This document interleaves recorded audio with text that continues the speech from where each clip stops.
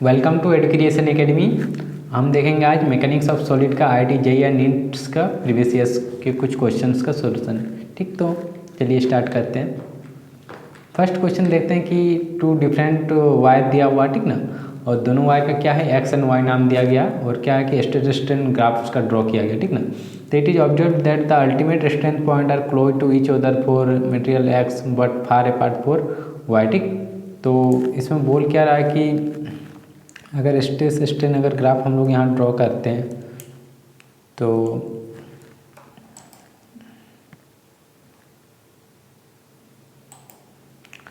यहाँ पे हमारा होगा क्या कि जो हमारा ग्राफ हम ड्रॉ करेंगे,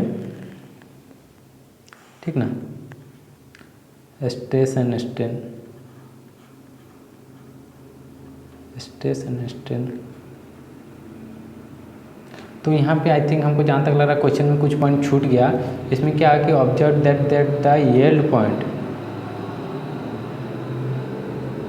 पॉइंट एंड अल्टीमेट स्ट्रेंथ, दोनों पॉइंट क्या सामने सामने एक्स के लिए और वाई के लिए क्या है वो फार अपार्ट, ठीक ना। तो एक्स के लिए सामने, जैसे कि यहाँ पे यील्डिंग पॉइंट हो रहा एक्स के लिए एंड यहाँ पे क्या हो रहा है अल्टीमेट पॉइंट हो जा रहा एक्स के लिए, ठीक ना। तो ये हम एक्स के लिए माफ ने यहाँ सपोज दैट मान लो कि इसका यील्डिंग पॉइंट था सिग्मा यील्डिंग और यहाँ पे फ्रैक्चर हो जा रहा, जबकि वाई का जब हम लोग ड्रॉ करते हैं तो अल्टीमेट पॉइंट कहाँ पे जा रहा है इतना दूर और यील्डिंग पॉइंट सपोज दैट मान लेते कि यहाँ पे हो रहा है यील्डिंग हमारा यील्डिंग पॉइंट। तो इसका दोनों का पॉइंट सा क्लोज है, इसका दूर में। तो मटेरियल का क्या होता है, जो डक्टाइल मटेरियल होता है तो उसका क्या होता है कि वो उसका यील्डिंग पॉइंट आता है प्रोपोर्शनल लिमिट, फिर यील्डिंग पॉइंट, फिर अपर यील्ड, फिर लोअर यील्ड पॉइंट, फिर जाके आता है अल्टीमेट पॉइंट। जबकि ब्रिटल मटेरियल में क्या आता है यील्डिंग पॉइंट के जस्ट बाद ही वो ब्रेक मैंने अल्टीमेट पॉइंट पे पहुंच जाता है, उसके बाद ही वो जस्ट ब्रेक हो जाता है। ठीक, तो इसमें हम लोग क्या पता कर सकते हैं कि ये ऊपर वाला एक्स है, ये वाला वाई है। तो वाई क्या है, वाई मेटल है, मेटलिक प्रॉपर्टी क्या होता है ज़्यादा डक्टाइल होगा और फर्स्ट वाला क्या होगा ज़्यादा ब्रिटल होगा, ठीक ना। नेक्स्ट क्वेश्चन हम लोग देखते हैं कि दो वायर्स दिया हुआ, ठीक ना, two wires are made of same material and have the same volume दोनों वायर का सेम है and the first wire has a cross section area of A and second wire have a cross section area of 3a। If the length of the wire is increase to del L से अगर wire का length को हम लोग increase करते हैं, ठीक ना, and applying a force F, शुरू वाला वायर का अगर फोर्स एफ देख के हम उसको अगर डेल एल इंक्रीज करते हैं तो how much force we needed to stretch the second wire by the same amount. मतलब सेकेंड वायर को भी हम लोग को डेल एल वन ही जो शुरू वाला का जितना खींचे हैं उतना ही हम लोग को सेकंड वाला का भी एक्सटेंशन करना है, यानी कि डेल एल उतना ही इंक्रीज करना है सेकंड वाला का, ठीक। और इसमें क्या क्या सेम दिया हुआ कि वॉल्यूम सेम दिया हुआ, फर्स्ट वायर का जितना वॉल्यूम है उतना सेकंड वायर का भी दिया हुआ। तो वॉल्यूम को हम लोग क्या लिख सकते हैं, एरिया इंटू लेंथ, ठीक। A1 L1 इक्वल टू क्या लिख सकते हैं A2 इंटू L2, ठीक। तो यहाँ पे दिया हुआ क्या एरिया, शुरू वाला का एरिया ये दिया हुआ है एंड L1 का वैल्यू कुछ नहीं दिया हुआ सिंपली एंड A2 का वैल्यू यहाँ क्या दिया है 3 है सेकंड वायर का और L2 का कुछ नहीं दिया हुआ। यानी कि अगर हम यहाँ रेशियो निकालें, अगर हम यहाँ रेशियो निकालते हैं L1 डिवाइडेड बाई L2 तो कितना हो जाएगा, यहाँ हो जाएगा आपका 3a/a, यानी कि 1:3 होगा, ठीक ना, 3/1 L1/L2 का रेशियो, ठीक ना। तो यहाँ पे अगर हम लोग फिगर ड्रॉ करेंगे तो शुरू वाला वायर यह है L, अगर इसका लेंथ L मानते, ठीक, और सेकंड वाला का क्या है उसका एरिया ज़्यादा है, ठीक ना, ऐसे है उसका सेकंड वाला वायर का, ठीक। तो ऐसे दिया हुआ एंड क्या दिया हुआ यहाँ पे अगर L2 निकालेंगे हम लोग तो कितना आएगा, अगर L2 का वैल्यू निकालते हैं हम लोग तो L1 equal to 3 times of L2, यानी कि L इक्वल टू क्या होगा L1 का डिवाइड बाई 3 यानी कि L/3 होगा। तो इसका लेंथ कितना होगा L/3 होगा। एंड नेक्स्ट हम लोग आगे सॉल्यूशन देखते हैं फिर। तो जैसे हम लोग देख रहे थे कि एरिया दिया हुआ है, ठीक ना, एरिया उसका 3 टाइम्स दिया हुआ है, उससे तो निकाल लिया। अब हम लोग को क्वेश्चन बोल क्या रहा था कि डेल L1 जितना शुरू का है उतना ही डेल L कितना इलोंगेशन, सेकंड वाला को भी हम लोग को उतना ही इलोंगेट करना, तो कितना फोर्स का रेशियो कितना आएगा सेकंड वाला का, ठीक ना। यानी कि फोर्स जो शुरू वाला का अगर एफ दिए थे तो सेकंड वाला में कितना होगा, तो दोनों को हम लोग निकालते हैं डेल एल का फॉर्मूला, जैसे कि F1 L1 divided by area A1 long modulus of point, and दोनों का क्या बोला, मटेरियल सेम है, तो मटेरियल सेम है तो क्या उसका प्रॉपर्टी भी सेम होगा, यानी कि y जो यंग मॉडुलस है, यंग मॉडुलस भी सेम होगा दोनों का, तो L2 and A2 and Y2 ऐसे हो गया। अब इसमें से हम लोग का यंग मॉडुलस दोनों का सेम दिया हो, क्योंकि मटेरियल सेम है तो यंग मॉडुलस जो modulus of rigidity, young modulus of rigidity या क्या बोलते हैं उसको, यंग मॉडुलस है, ठीक ना, वो क्या है, वो सेम है, y1 y2 की y2, यानी y1 y2 कटेगा, ठीक। अब हम लोग को निकालना है फोर्स का रेशियो F2 निकालना, ठीक। अब बाकी टर्म्स हम लोग लिखते हैं कि क्या क्या था, जैसे कि F1 इक्वल टू एफ दिया हुआ कि हम एफ फोर्स लगा रहे हैं, L1 का सपोज मान लेते हैं लेंथ L है, एंड एरिया क्या था इसका, ये था, ठीक, ये था, और इसका सेकंड वाला क्या था, F2 हम लोग को निकालना, F2 फाइंड हम किए नहीं है, और L2 क्या आ रहा था, L/3 आ रहा था, एंड A2 कितना आ रहा था, 3A आ रहा था, ठीक, 3A आ रहा था, तो फिर ये कटेगा इस साइड, ठीक। हम लोग को F2 निकालना है, F2 निकालना है तो क्या करें हम लोग, FL इंटू 3 को इधर इंटू करा देते हैं उस पार ले जाके, एंड L/3 है तो L/3 यहाँ इंटू में तो यहाँ डिवाइड में आएगा, यानी कि L/3, इसमें से L कटेगा, A3 ऊपर जाएगा, यानी कि F कितना हो जाएगा, 9F हो जाएगा, यानी कि सेकेंड वाला फोर्स F2 हम लोग को कितना मिलेगा, यहाँ से हम लोग अगर देखेंगे तो इसका F2 equal to 9 times of F, तो इसका करेक्ट आंसर क्या होता, इसका करेक्ट आंसर होता ए, सॉरी ये करेक्ट आंसर होता। नेक्स्ट क्वेश्चन हम लोग देखते हैं, दिया हुआ क्या कि two the following wires are made of the same material, ठीक ना, सेम मटेरियल का बना हुआ, which of these have largest deformation extension when the same tension is applied, तो होगा क्या कि यंग मॉडुलस सेम दिया हुआ, ठीक ना, तो वाई सबके लिए सेम होगा कांस्टेंट, ठीक ना, सेम मटेरियल है, एंड सबका लेंथ और डायमीटर में वेरिएशन दिया हुआ, ठीक ना, तो इलोंगेशन किस में हुआ, which of the largest deformation, तो लार्जेस्ट डिफॉर्मेशन का क्या फार्मूला होता है, एफ का, एल का, and which of the largest following was made of same material, ठीक ना, तो and the same tension is applied, यानी कि टेंशन मैंने टेंशन इज क्या हो जा रहा है, फोर्स, ठीक ना, टेंशन को ही हम लोग फोर्स लेते हैं, कितना फोर्स से खींच रहे हैं, ठीक ना, तो फोर्स भी सबके लिए बराबर है, ठीक ना, ये भी कांस्टेंट है सबके लिए, हर एक वायर के जो चारों कंडीशन दिया हुआ है, तो इसका फॉर्मूला क्या होता है, FL/AY, ठीक। तो यहाँ पे सिंपली क्या है, एफ भी सबके लिए कांस्टेंट है, ठीक, एफ कांस्टेंट है और यंग मॉडुलस भी कांस्टेंट है, तो डिपेंड क्या किस में कर रहा है, ए एंड एल बाई मैंने लेंथ और एरिया में, तो लेंथ ही रहेगा, एरिया क्या होता है यहाँ पे डायमीटर दिया हुआ, ठीक ना, तो π/4d², ठीक, तो π/4 भी तो हर एक टर्म में कांस्टेंट ही रहेगा π/4, सिर्फ क्या होगा कि यहाँ पे वेरिएशन किस पे कर रहा है, एल और डी स्क्वायर पे, यानी कि अब इस ये दो ही पैरामीटर पे डिपेंड कर रहा है कि डेल एल कितना किसका सबसे ज़्यादा होगा, ये दो ही पैरामीटर पे डिपेंड कर रहा है, ठीक। तो एल इसमें हम लोग देखते हैं कि कौन सा वैल्यू सबसे ज़्यादा हो सकता है, ठीक, कौन, जैसे कि अगर हम लोग सपोज दैट डेल L1 का देखें, ठीक, शुरू वाला कंडीशन का देखें, तो ये किस पे डिपेंड करेगा, लेंथ है 100 सेंटीमीटर, ठीक ना, अगर लेंथ है 100 सेंटीमीटर और डाया दिया है 1 mm, ठीक ना, 1 mm दिया है, तो 1 mm का सिंपली डायमीटर का स्क्वायर करेंगे तो ये कितना, ये वैल्यू 100 ही रह जा रहा, ठीक, 100 mm, एंड सेकंड वाला L2 का अगर करेंगे तो कितना आ रहा, उसका आ रहा L2 आ रहा 200 सेंटीमीटर लेंथ, एंड डायमीटर कितना है 2 है, 2 का स्क्वायर करेंगे तो 4, तो डिवाइड करेंगे तो कितना आ जाएगा 50, ठीक ना, 50 आएगा, एंड L3 को करेंगे, L3 करेंगे तो क्या होगा, L3 में दिया हुआ लेंथ 300 सेंटीमीटर एंड डायमीटर कितना दिया हुआ है 3 mm, तो 3 का हम फिर स्क्वायर करेंगे तो कितना आ जाएगा, यहाँ पे 9, यानी कि कितना आ जाएगा, यहाँ पे आ जाएगा आपका 100 डिवाइडेड बाई 3, ठीक, एंड L4 का जब निकालेंगे इलोंगेशन ऑफ 4 तो क्या हो जाएगा, उसका कितना दिया हुआ 50 सेंटीमीटर डिवाइडेड बाई 0.5 का स्क्वायर, ठीक, तो 0.5 यानी कि क्या लिख सकते हैं इसको 1/2 भी लिखा जा सकता है ना उसको। 0.5 को 50 1/2 का अगर स्क्वायर होगा तो कितना हो जाएगा 51/4, तो 4 ऊपर जाएगा तो 200।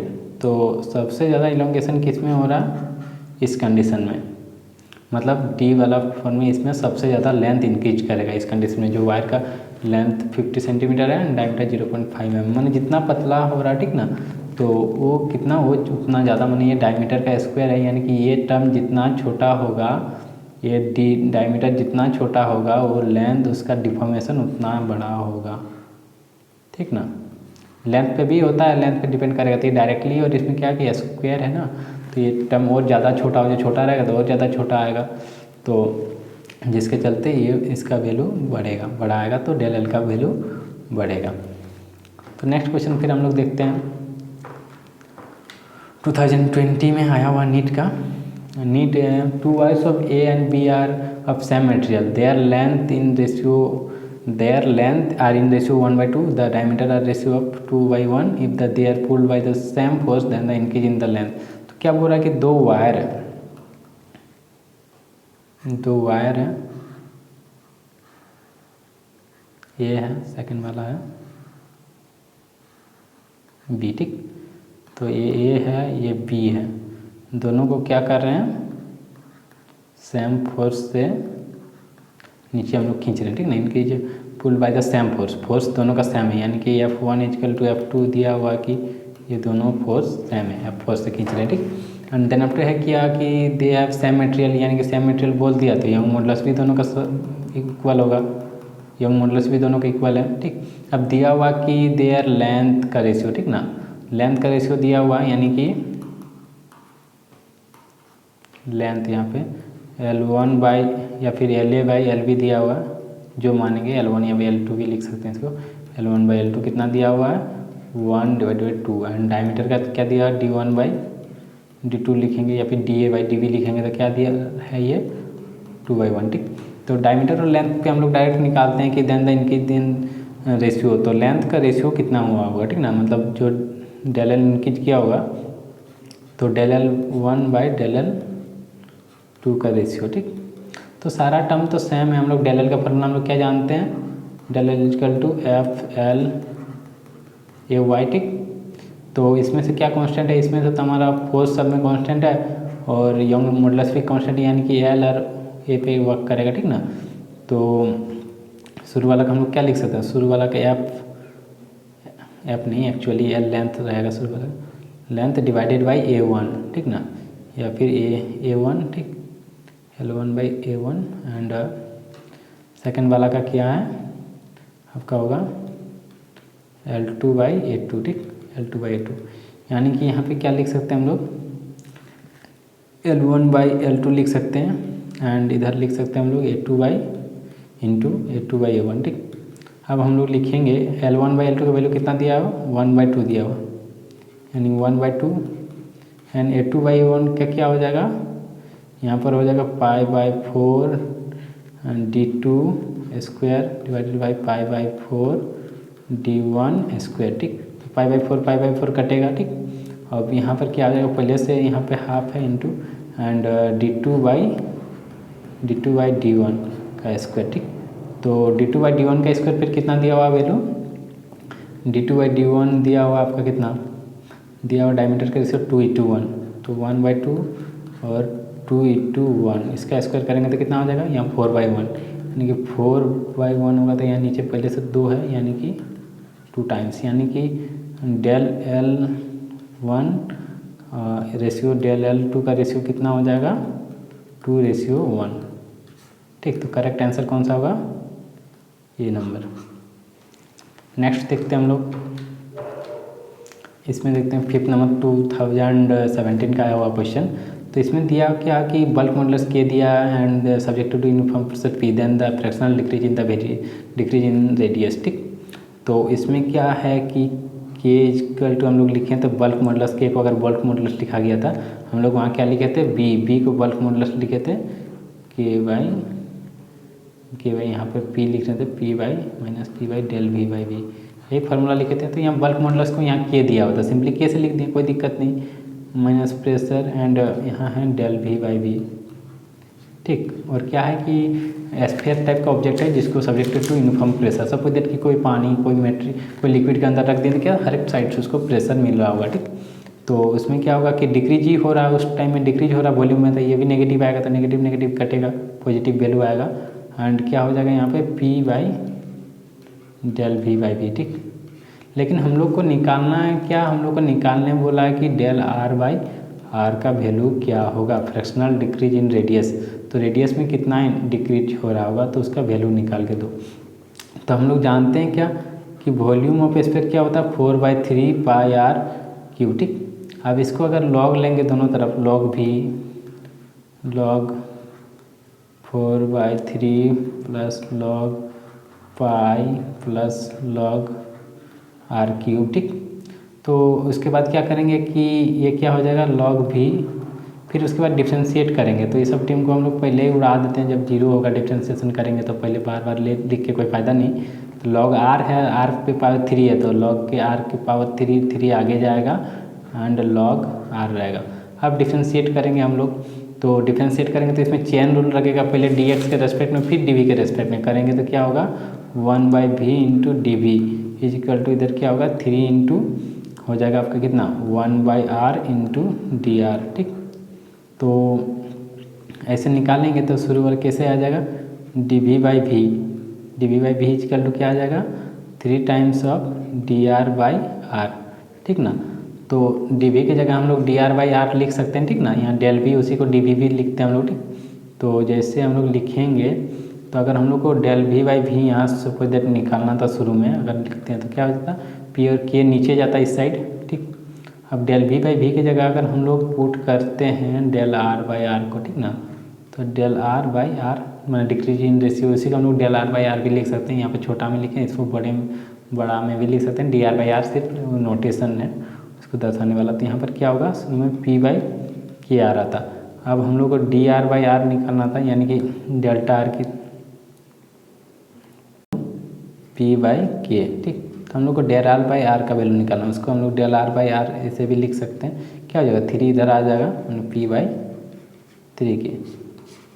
तो रेडियस में कितना डिक्रीमेंट हुआ होगा पी बाई 3 के, मतलब ये राइट आंसर सी होता है, ठीक।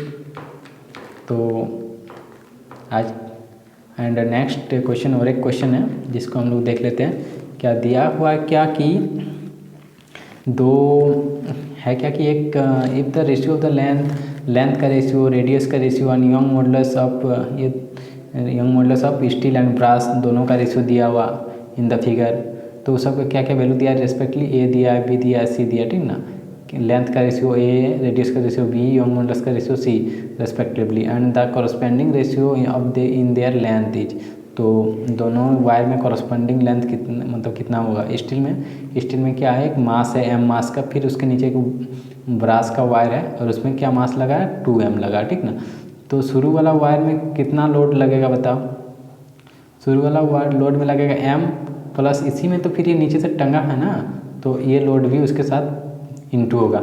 यानी कि शुरू वाला अगर हम लोग F1 निकालेंगे, शुरू वाला में कितना होगा m प्लस 2m और एम जी इजकल टू हम लोग जी से इंटू कर देंगे तो क्या फोर्स आ जाएगा, ठीक।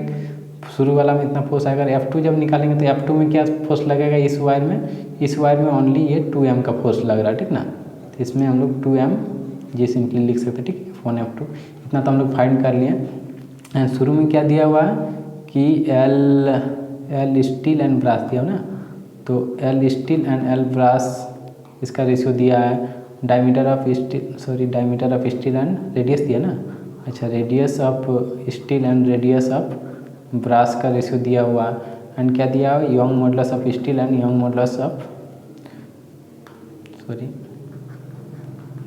ऑफ ब्रास का वैल्यू दिया हुआ। तो शुरू वाला क्या दिया ए दिया है, इसका रेशियो बी दिया है, इसका रेशियो सी दिया, ठीक ना, यंग मॉडुलस का रेशियो। तो हम लोग को बोला कि इनकी जिन देयर लेंथ माने del S by del L का क्या वैल्यू होगा। तो हम लोग को सिंपली फाइंड करने क्या बोल रहा del S by del brass माने elongation in steel and elongation in brass का रेशियो क्या होगा। तो ये वाला जेई एंड नीट दोनों में क्वेश्चन में आया हुआ था। सिर्फ जेई नीट में क्या था, सिर्फ वैल्यूज का डिफरेंस था, यहाँ पे PQRS लिख दिया था, ठीक ना। तो सिंपली दोनों, और ये वाला जेई का आया हुआ, ठीक ना। तो एकदम दोनों 2013 में ही आया हुआ था सेम कॉन्सेप्ट से, और ये ऐसा क्वेश्चन NCERT में भी दिया हुआ, ठीक ना। तो उसको सॉल्व करना जरूरी है ताकि कॉन्सेप्चुअली क्लियर हो पाए, ठीक ना। तो डेलेस जैसे कि हम लोग इसको लिखेंगे शुरू वाला का, तो FS/LS area of steel and Young modulus of steel, ठीक, डिवाइडेड फिर क्या होगा, force in brass, length of brass and area of brass and Young modulus of brass, ठीक। तो इसको अगर हम लोग अरेंज करके लिखेंगे तो क्या होगा, F of steel by F of brass and area of brass is equal to divided by area of steel and then after length of steel by length of brass and Young modulus of brass by Young modulus of steel, ऐसे होगा arrange करेंगे। तो अब यहाँ पे अगर हम इसका फोर्स अगर लिखना चाहें तो FS का F मैंने शुरू वाला का कितना फोर्स आ रहा है, FS में स्टील वायर में कितना फोर्स आ रहा है, M + 2M यानी कि 3mg फोर्स आ रहा है। एंड नीचे कितना आ रहा है, नीचे वाला में आ रहा है ओनली 2mg, ठीक, 2mg। And area of steel and brass का क्या होगा, एरिया यानी कि πr² होगा, πr² कितना, r कौन सा r होगा, यहाँ पे शुरू में ब्रास है यानी कि RB का स्क्वायर, और नीचे किसका हो जाएगा पाई इंटू RS का स्क्वायर, ठीक। तो पाई कटेगा यहाँ, ठीक, सिंपली। एंड देन आफ्टर है क्या कि length of steel and length of brass, length of steel and length of brass को हम लोग लिख सकते हैं, कितना वैल्यू दिया है यहाँ पे, ये दिया। तो सिंपली हम यहाँ पे A पुट कर देते हैं। एंड देन आफ्टर क्या है, Young modulus of steel and brass, तो यहाँ पे क्या है, Young modulus of brass and steel. तो हम इसको जस्ट इन्वर्स करके लिख देते हैं, यानी कि इसका वैल्यू लिख देते हैं 1/c, ठीक, चलेगा। देन आफ्टर हम लोग नीचे अगर देखेंगे तो यहाँ mg जाएगा, ठीक। तो क्या रहेगा 2/3 इंटू RB/RS, इसको हम लोग पूरा होल टर्म को हम लोग स्क्वायर में लिख सकते हैं ना, तो RB/RS, लेकिन हम लोग यहाँ वैल्यू क्या दिया है RS/RB का, यानी कि इसको भी इन्वर्स करेंगे। तो इन्वर्स करके अगर जब हम यहाँ पर रखेंगे 1/b रखेंगे और उसका स्क्वायर करेंगे तो क्या आ जाएगा, यहाँ पे वैल्यू 1/b² आ जाएगा, ये वैल्यू, ठीक। तो ये वैल्यू को अगर पुट करेंगे हम लोग, ठीक, तो सेकंड वाला क्या RB/RS² का क्या हो जाएगा वैल्यू 1/b²। एंड फिर क्या है, लेंथ का रेशियो ये है, एंड यंग मॉडुलस सब का रेशियो क्या आया 1/c, यानी कि टोटल कितना आ गया 2/3, ऊपर में a एंड नीचे क्या होगा b²c, यानी कि कौन सा हमारा ऑप्शन राइट होगा, तो हमारा ऑप्शन राइट होगा यहाँ पे C। तो ऐसे ही कुछ ट्रिकी क्वेश्चंस आते हैं जेईई एंड नीट्स में। तो आज के लिए हम लोग इतना ही देखते हैं। तो thanks for watching and keep continue and keep supporting.